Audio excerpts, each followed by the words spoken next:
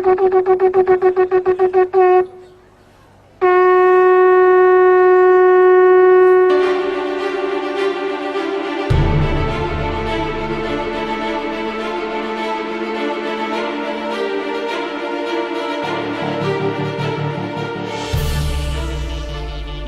is raised in Romans chapter 11 verse 1. I ask then, did God reject his people?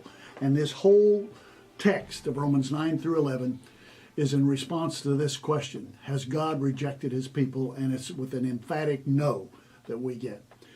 There are four admonitions that God, through the Apostle Paul, give us in Romans 11. And I want to just briefly look over this, and they reach a climax in verse 26. Please be with us next week, because that's the climax of Romans 9 through 11, and we'll be looking at that. The four admonitions are this.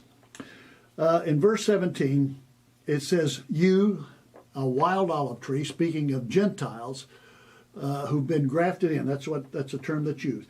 The wild olive shoot have been grafted in among the others, and now share in the nourishing sap of the olive tree, of the olive root. And the olive root is simply a metaphor for the patriarchs and the believing descendants that have emerged from them over the centuries.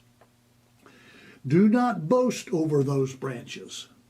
You Gentile believers, don't boast over these Jewish believers. If you do, consider this. You do not support the root, but the root supports you. The root of our belief is in the patriarchs and the faith of Abraham, Isaac, and Jacob, and the believing remnant that has emerged over the centuries since then. Don't boast over them. You do not support the root, but the root supports you. Verse 19, you will say then, branches were broken off. Jewish unbelievers were broken off, so that I, as a non-Jew, could be grafted in. Granted, but they were broken off because of unbelief. And you stand by faith. So do not be ignorant. There's a second admonition. First is do not boast. The second is do not be ignorant, or do not be arrogant. But be afraid, for if God did not spare the natural branches, he will not spare you. Do not boast. Do not be arrogant. Now he's talking about those who would replace Israel with the church or with Palestinians. He goes on in verse 25, I do not want you to be ignorant. Do not be ignorant of this mystery, brothers, so that you may not be conceited. Do not be ignorant. Do not be conceited. There's the four admonitions that God gives to the Apostle Paul.